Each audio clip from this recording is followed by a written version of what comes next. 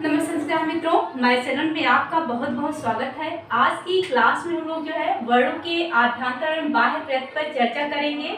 जो भी लोग हमारे चैनल पे नए हैं, कृपया करके हमारे चैनल को सब्सक्राइब कीजिए ताकि आपके द्वारा हमारे द्वारा दी गई हर क्लास का नोटिफिकेशन आप तक पहुँचता रहे। आप जो है यूपी टेट की परीक्षा में एक बेहतर स्कोर कर सकें। हमारे चैनल के माध्यम से हमारी पूरी कोशिश होगी कि हम आपको वही मैटर प्रोवाइड करें जो आपकी परीक्षा के पॉइंट ऑफ व्यू से काफ़ी इम्पोर्टेंट हो। आज हम बात कर रहे हैं वर्णों के आभ्यंतर एवं बाह्य प्रत्यय पर। हमने जब प्रीवियस ईयर का पेपर का एनालिसिस किया तो वहाँ पे यहाँ से क्वेश्चन परीक्षाओं में पूछे गए हैं कि आभ्यंतर प्रत्यय कितने प्रकार का होता है या प्रत्यय कितने प्रकार का होता है, बाह्य प्रत्यय कितने प्रकार का होता है। प्रत्यय के अंतर्गत से क्वेश्चन जो है आ चुके हैं। तो आज हम लोग बात करेंगे वर्णों के आभ्यंतर एवं बाह्य प्रत्यय की। अगर हम बात करें कि वर्णों के प्रत्यय की, सबसे पहले हमें समझना क्या है कि प्रत्यय क्या है।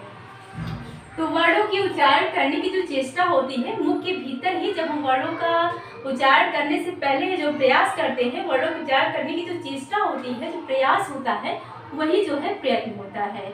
प्रयत्न दो प्रकार का होता है, आभ्यंतर और बाह्य प्रयत्न। जो आभ्यंतर प्रयत्न होता है वो 5 प्रकार का होता है, स्पृष्ट, ईषद स्पृष्ट, विपरीत, ईषद विपरीत और समृद्ध। जबकि जो बाह्य प्रयत्न होता है वो 11 प्रकार का होता है। आभ्यंतर प्रयत्न 5 और जबकि जो बाह्य प्रयत्न होता है 11 प्रकार का होता है।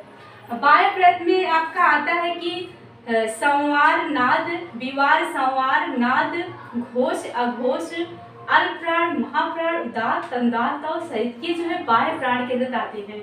आज की जो हमारी क्लास है, यहाँ पे हम लोग जो है आभ्यंतर प्रयत्न में चर्चा करेंगे। हमने आपको बताया कि आभ्यंतर प्रयत्न 5 प्रकार का होता है।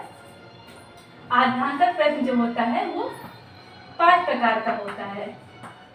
अगर हम आभ्यंतर प्रयत्न की बात करें, 5 प्रकार का होता है। तो आभ्यंतर का अर्थ ये होता है कि भीतर, वर्णों के उच्चारण करने से पूर्व ही हम लोग के भीतर जो प्रयत्न करते हैं उसे जो है आभ्यंतर प्रयत्न कहा जाता है। और आभ्यंतर प्रयत्न जैसे कि हमने आपको बताया कि 5 प्रकार का होता है। पहला है स्पृष्ट, दूसरा है ईषद स्पृष्ट, इसके बाद है विपरीत और इसके बाद है ईषद विपरीत और इसके बाद है आप हमने लिखा है 5वां समृद्ध। अगर हम बात करें कि स्पृष्ट की, तो स्पृष्टम प्रयत्नानाम स्पर्शानाम, स्पृष्टम प्रयत्नम स्पर्शानाम, यानी जो स्पृष्ट होता है, स्पर्श वर्णों का आभ्यंतर प्रयत्न जो है स्पृष्ट होता है। अस्पष्ट वर्णों का स्पर्श वर्ण, यहाँ स्पृष्ट के पास में आप जो है स्पर्श वर्ण भी लिख सकते हैं।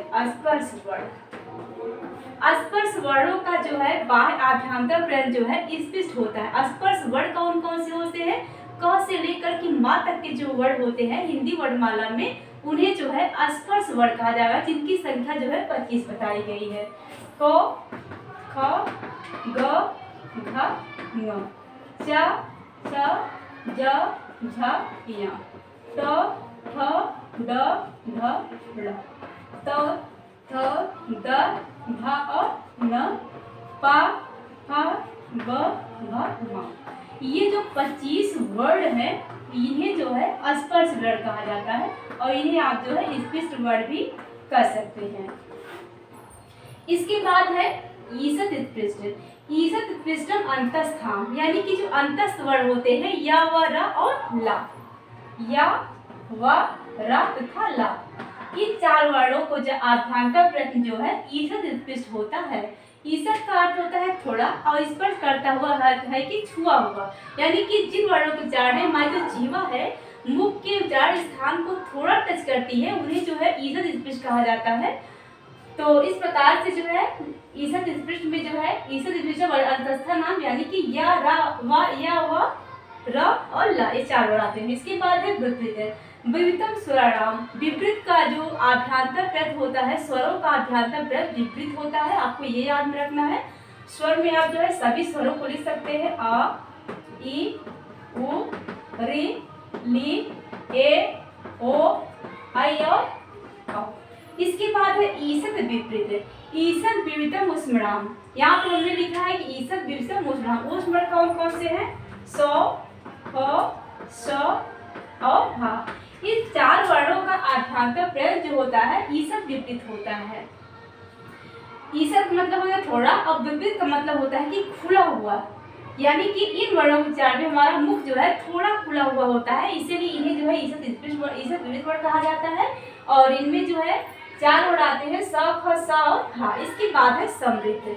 ह्रस्व से अवरस से प्रयोगी समतव, हमने यहाँ पे लिखा है ह्रस्व से अवरस से प्रयोगी समतव, यानी कि ह्रस्व आ का जो है बाह्य आभ्यंतर प्रत्यय जो है समृद्ध होता है, किंतु एक कंडीशंस भी यहाँ पे हमने लिखा है कि प्रक्रियायाम दशायाम तु विकृतम योग। जैसे कि जो हमने आपको बताया कि जब सभी जो स्वर होते हैं इनका आभ्यंतर प्रयत्न जो है विपरीत होता है, तो यहाँ पे लिखा है प्रक्रियायाम दशा तु विकृतम योग।